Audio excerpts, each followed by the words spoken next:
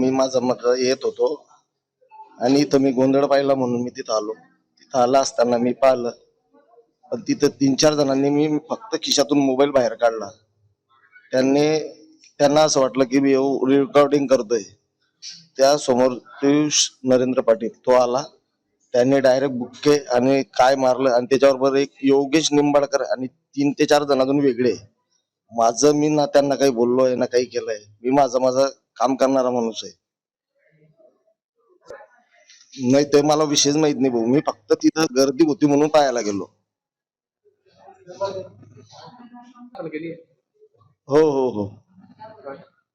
मी जिल्हा पेठला हे केलंय. काय गरीब माणसावर जर अन्याय झाला तर तातील पोलीस स्टेशन जर चांगलं असेल. पुढे घडली घटना ही आर शाळेच्या मेडिकल जवळ घडली भाऊ. कस काय आली अचानक? मी फक्त गर्दी होती म्हणून ते पाहायला गेलो तिथं काय चालू आहे.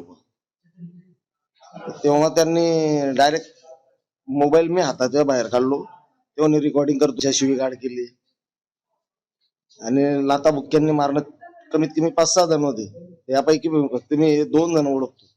कोणी कोणी मारलं? नरेंद्र भास्करच्या मुलांनी. पियुष पाटील जो आहे ना, कोण आहे तो मला असं वाटतं याच्यासाठी उभा आहे वाटतं. तो इलेक्शनला उभा आहे वाटतं तो. आणि त्याच्याबरोबर एक राहतो दाढीवाला पोरगा, तो निंबाळकर आहे वाटतं.